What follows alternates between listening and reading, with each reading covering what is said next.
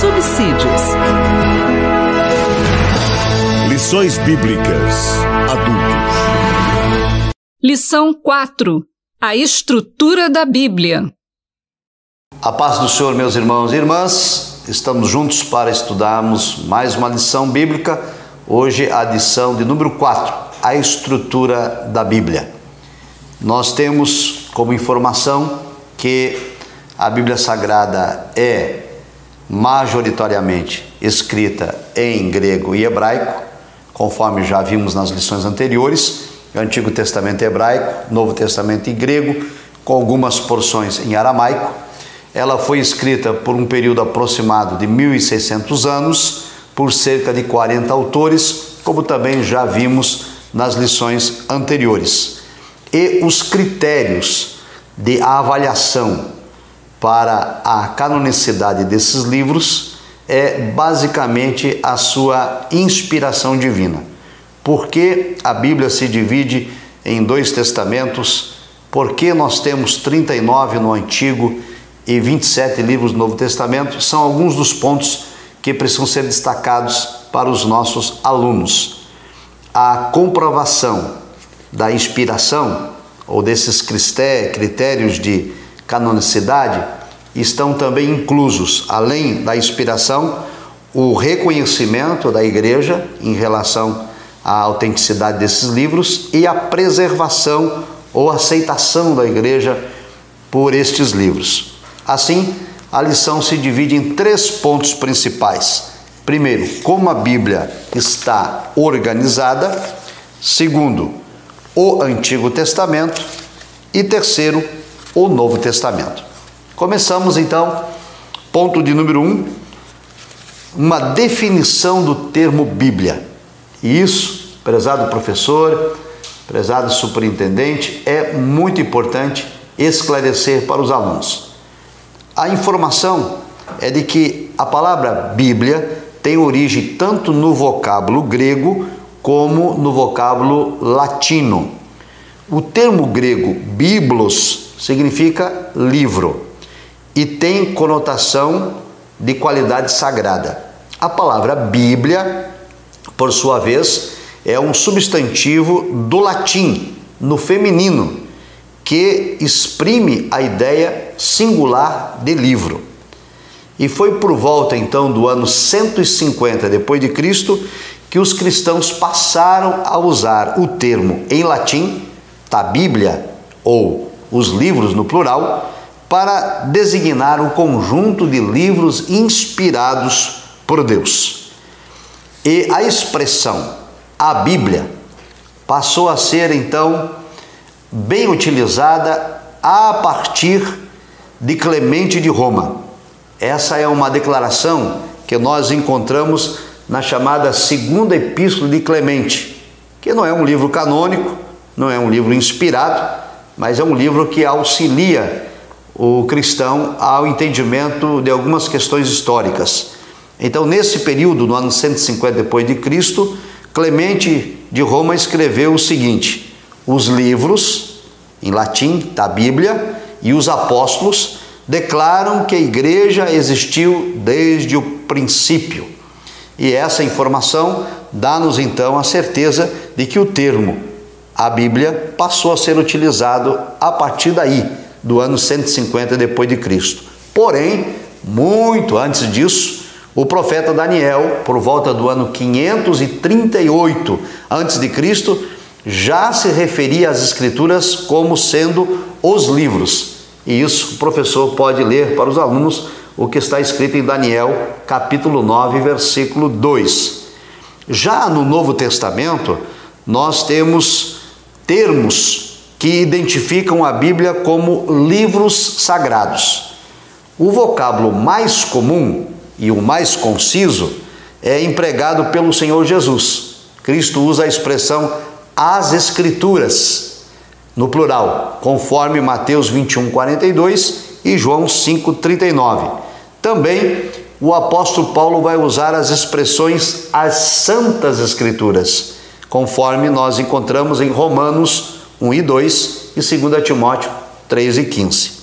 Desse modo, os escritos da Bíblia Sagrada são identificados pelo próprio livro inspirado como sendo as Escrituras, ou as Santas Escrituras, ou ainda as Sagradas Letras, identificado assim por Cristo e também pelo apóstolo Paulo.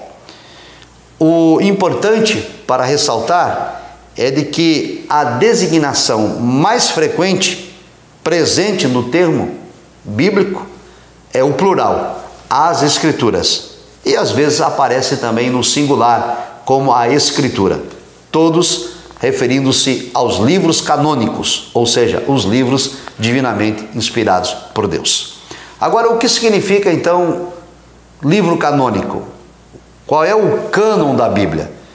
Como explicar isso para os alunos da escola dominical? Bem, a expressão cânon, ela procede do hebraico kané, que quer dizer vara de medir. E o termo correspondente em grego é canon, que significa régua, e aparece no Novo Testamento com o sentido de regra moral, e é também traduzido como medida. Nos 3 primeiros séculos do cristianismo, o termo canon ou cané se referia ao conteúdo normativo, doutrinário e ético da fé cristã revelado na Bíblia Sagrada.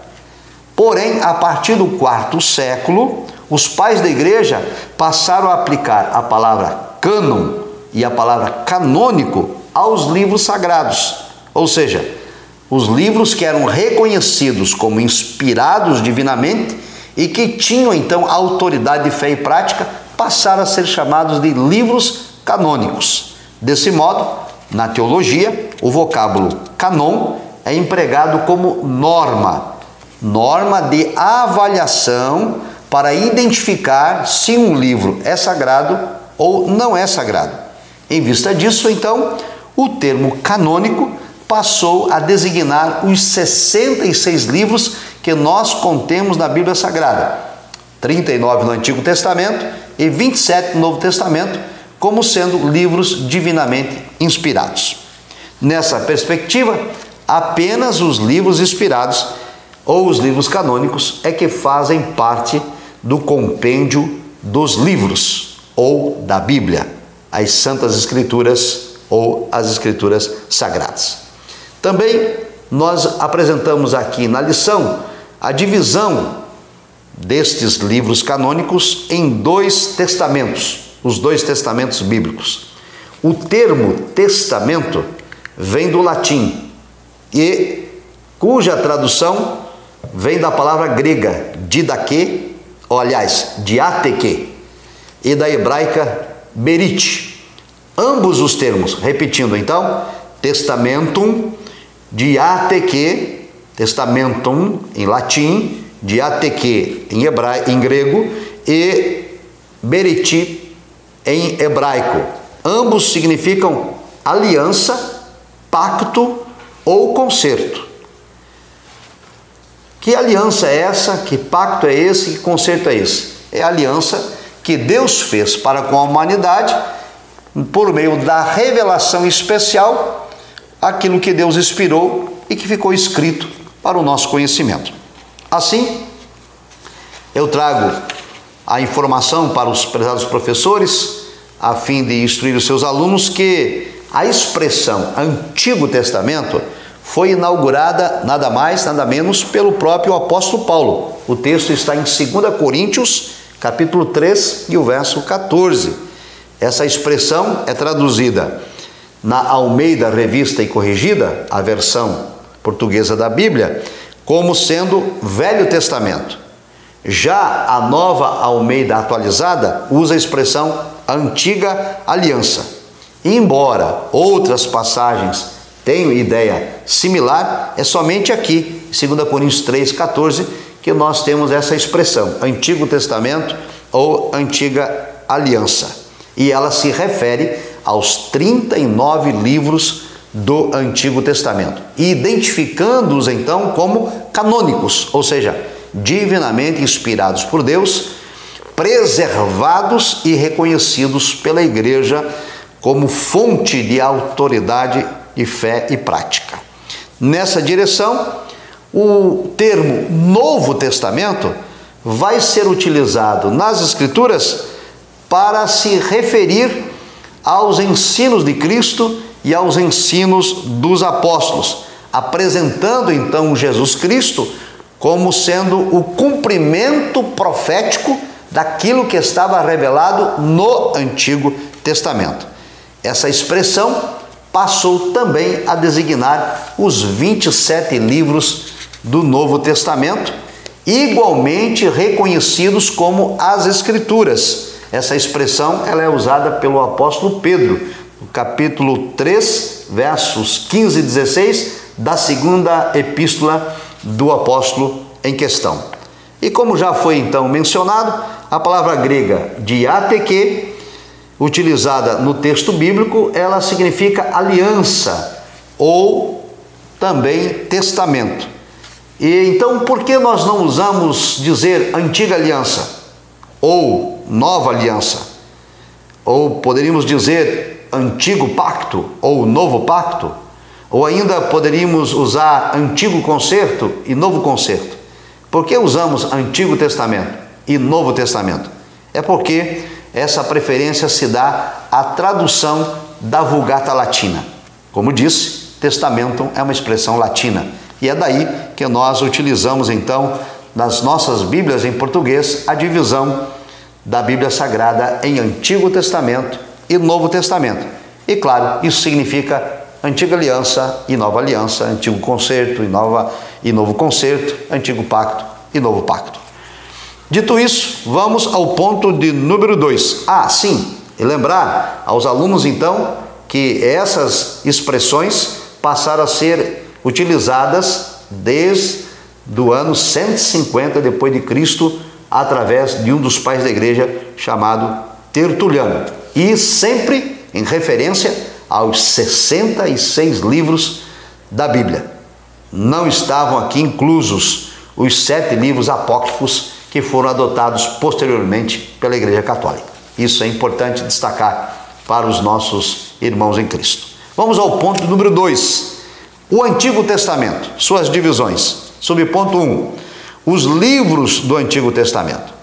Bem, como disse, a Bíblia, como nós a conhecemos hoje, no Antigo Testamento, ela contém 39 livros considerados canônicos, ou seja, inspirados por Deus, preservados e aceitos pela Igreja com autoridade divina.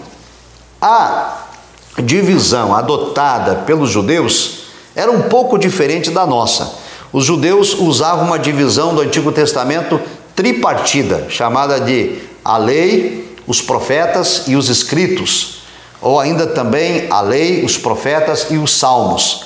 Desse modo, então, os 39 livros do Antigo Testamento, conforme nós o conhecemos hoje, na Bíblia judaica, eles são apenas 24 e não 39. Mas por que eles são 24? Porque, por exemplo, nós dividimos os profetas menores. E no texto judaico, os profetas menores são um único texto. Ora, só os profetas menores são 12. E na Bíblia hebraica, eles aparecem em um único compêndio, como sendo, os profetas, e aí são aí só 12 livros. O que também nós fazemos na nossa versão é dividir o livro de Reis em primeiro livro de Reis e segundo livro de Reis. Dividimos também primeiro livro de Crônicas e segundo livro de Crônicas. Dividimos ainda primeiro livro de Samuel e segundo livro de Samuel. E se nós, então, usarmos essa divisão, soma-se 39. Se não usarmos essa divisão, são os mesmos 24 livros do texto da Bíblia judaica. Não há diferença alguma. Isso é importante esclarecer também para os alunos, para que não haja confusão. E a nossa divisão, diferente, além do número de livros, ela também se divide diferente na estrutura. Como disse, o livro em hebraico, da Bíblia hebraica, ele é tripartido: a lei, os profetas, os salmos ou os escritos. Já a divisão que nós adotamos, ela é quaternária, é em 4 partes. Nós temos o Pentateuco, nós temos os livros históricos, os poéticos e os proféticos. Dividimos ela então em 4 partes. São os mesmos livros, têm a mesma inspiração e a mesma canonicidade, porém fazemos uma divisão e uma organização diferente. E isso não muda em nada a inspiração, a autenticidade, a infalibilidade e a inerrância da palavra de Deus. Tratando agora da canonicidade do Antigo Testamento, é importante destacar que o critério primário para avaliação se um livro do Antigo Testamento é ou não canônico é a sua inspiração, se ele é divinamente inspirado ou não. Mas, para esta perspectiva, existem algumas análises.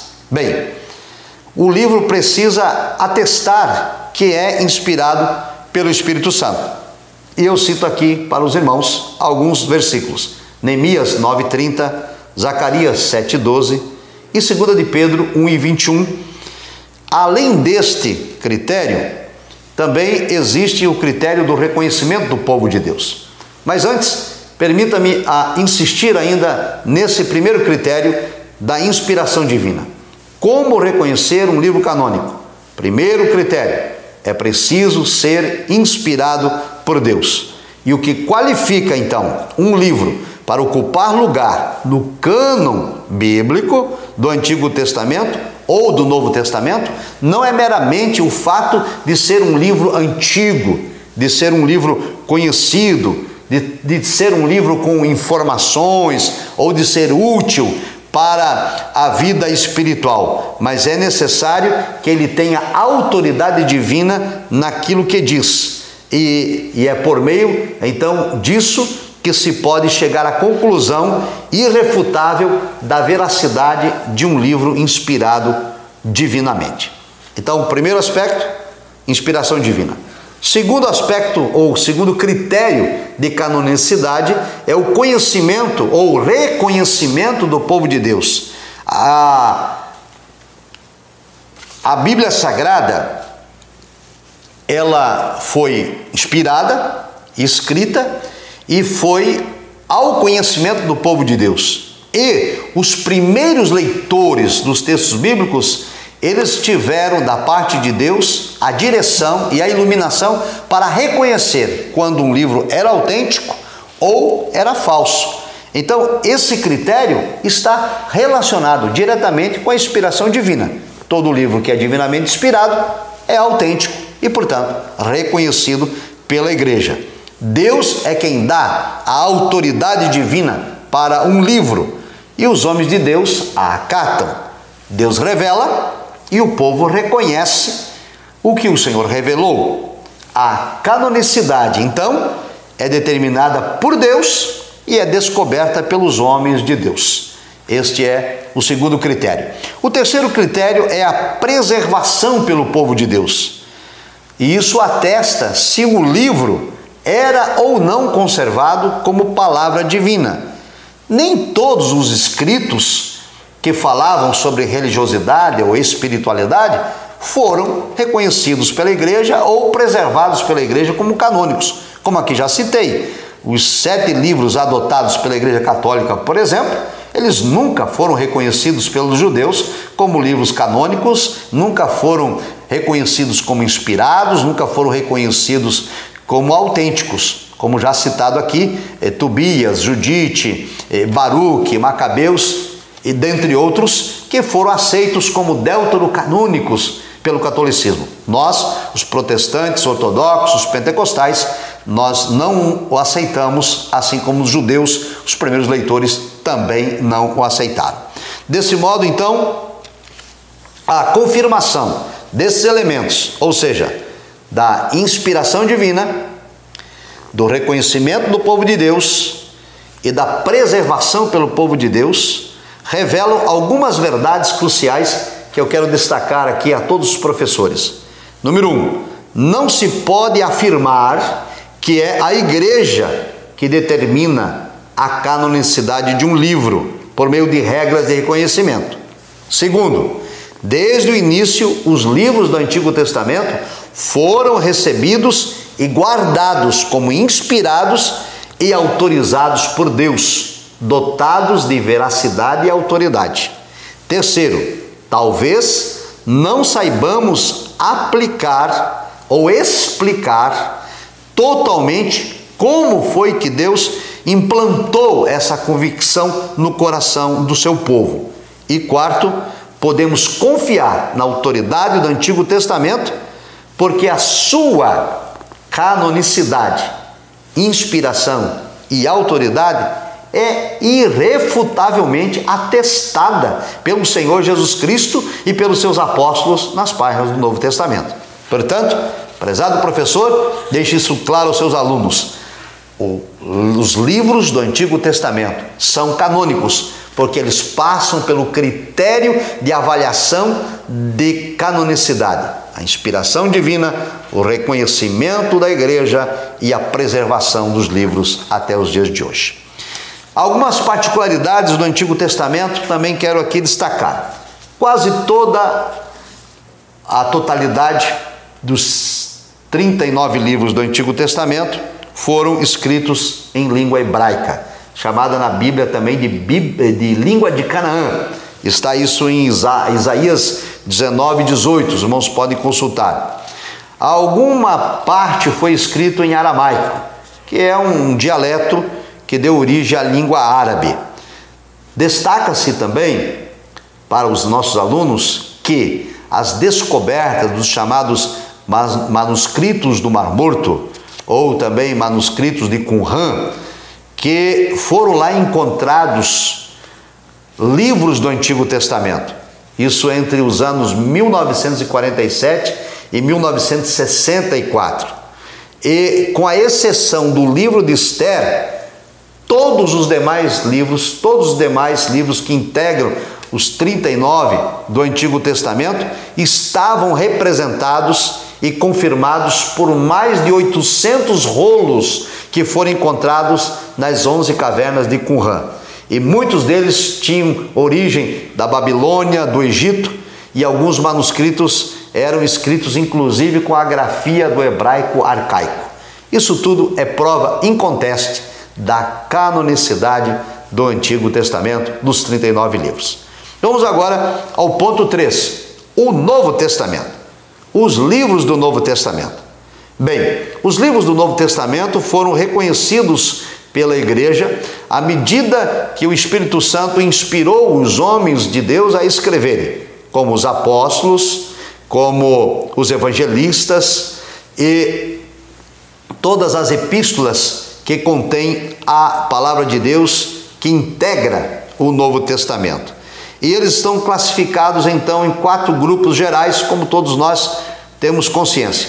Os evangelhos, também as epístolas, e nós temos o livro histórico e o livro apocalíptico, ou de revelação, ou escatológico. Essa divisão, ela aparece nas nossas Bíblias da seguinte maneira: os evangelhos aparecem por primeiro, Mateus, Marcos e Lucas, que são os evangelhos sinóticos, que significa aqueles que veem sob uma mesma perspectiva, aqueles que apresentam o evangelho sob uma mesma ótica. Depois o evangelho de João. Desse modo, em sequência, aparece o livro de Atos dos Apóstolos, identificado como um livro histórico, um livro que contém narrativa. E como já explicado aqui, a narrativa, ela revela a história tal como ela aconteceu, mas é preciso interpretar corretamente, porque existem livros históricos com narrativas que são também doutrina e precisam ser interpretadas de maneira adequada. Isso nós vamos ver mais adiante detalhadamente. E também nós temos então, logo depois de Atos dos Apóstolos, o livro de Romanos. Embora todos saibamos que Paulo escreveu Gálatas em primeiro lugar, Gálatas não aparece logo em sequência. Isso porque as epístolas não estão colocadas na Bíblia Sagrada em ordem cronológica, mas sim em ordem de assunto, porque a Epístola aos Romanos é, por assim dizer, um tratado teológico dos evangelhos. E assim segue então a sequência, conforme os irmãos podem identificar aí no índice das Bíblias impressas. O total são 27 livros. Esses livros também passam pelo critério da canonicidade. E o mesmo critério utilizado para o Antigo Testamento é utilizado para avaliar a canonicidade do Novo Testamento. Ou seja, a inspiração divina, o reconhecimento do povo de Deus e a preservação desses escritos. De modo tal, então, que o Novo Testamento preenche todos esses requisitos. A própria Escritura se auto-revela como sendo inspirada, o Novo Testamento se diz inspirado por Deus. A Igreja reconheceu de imediato os livros canônicos, porque eles eram lidos nas comunidades, nas igrejas, nas reuniões de culto, e eram passados adiante para outros irmãos, e assim os livros do Novo Testamento foram não só reconhecidos, mas também foram preservados como canônicos, como autênticos, como inspirados por Deus. Existem algumas particularidades do Novo Testamento que quero aqui esclarecer aos professores. Alguns livros do Novo Testamento foram questionados, e a esses livros dá-se o nome de antilegumena, que é uma expressão grega que significa livros questionados. No total, os livros questionados foram 7. Entre eles, Hebreus foi questionado por causa da autoria, porque Hebreus não tem autor, não se identifica o autor de Hebreus. E então alguns questionaram se o livro era de fato canônico ou não. Depois nós temos a Epístola de Tiago, que aparentemente tinha uma contradição com a teologia da graça, o que não é verdade. E também havia um problema de autoria. Quem era esse Tiago que escreveu essa epístola? Seria o apóstolo Tiago? Ou seria o irmão de Jesus? Ou um outro Tiago? Também foi questionado a epístola de Judas. Quem é esse Judas? É o meio-irmão de Jesus? Ou é Judas Iscariotes? Em Judas existem algumas menções de informações que foram questionadas. Também a segunda epístola de Pedro foi questionada porque ela é diferente, a escrita e a gramática e o vocabulário é diferente da primeira epístola de Pedro, e isso também foi questionado. E ainda foi questionada a segunda e a terceira epístola de João, e até o Apocalipse de João foram questionados, chamados livros antilegumenas. Mas aí eu trago uma informação que é importante destacar para os alunos, que isso não significa que esses livros não tinham recebido a aceitação inicial dos primeiros cristãos. Significa não que os livros deixaram de ser inspirados, ou que os livros não eram canônicos, mas sim, o maior problema foi a falha de comunicação entre o Oriente e o Ocidente a respeito da autoridade divina. Depois que tudo isso ficou esclarecido, a questão de autoria, por exemplo, os livros foram em ambos os hemisférios, Oriente e Ocidente, reconhecidos como canônicos e adentraram então no compêndio das Escrituras Sagradas. Uma outra informação importante a destacar é que todos os livros foram escritos em grego koiné, que é o grego comum, o grego do povo. Algumas expressões no Novo Testamento aparecem em dialeto, em aramaico, embora escritos em grego, no vernáculo grego, mas com significado em aramaico. Eu vou citar algumas aqui para os irmãos usarem com os alunos. Por exemplo, em Marcos 5,41, Jesus disse Talita cumi, que quer dizer em aramaico, menina, levanta-te. Também em Marcos 5,41 temos Abba Pai, que literalmente quer dizer papai, ou meu pai, ou paizinho. E Marcos 14,36, Eloi, Eloi, lama sabachthani, Deus meu, por que me desamparaste? Isso está escrito no vernáculo grego, mas o significado é aramaico. Assim, amados irmãos e irmãs, queridos professores da escola dominical, superintendentes, o conjunto dos livros canônicos do Antigo Testamento e do Novo Testamento eles perfazem a Bíblia Sagrada. Um outro detalhe que quero destacar é de que o Novo Testamento encerrou o seu cânon antes do término do primeiro século. O último livro a ser escrito foi o livro de Apocalipse, por volta do ano 96 depois de Cristo. E a partir daí, nada mais foi acrescentado ao cânon. Assim, os critérios de canonicidade da estrutura da Bíblia Sagrada, Antigo e Novo Testamento, são inspiração divina, reconhecimento do povo de Deus e preservação dos livros como autoridade divina. Esclareça isso aos alunos, explique a esses nossos queridos e amados estudantes da Bíblia, para que a nossa fé se fortaleça cada vez mais na autoridade da Bíblia, que é inspirada pelo Senhor nosso Deus. Um abraço, Deus nos abençoe.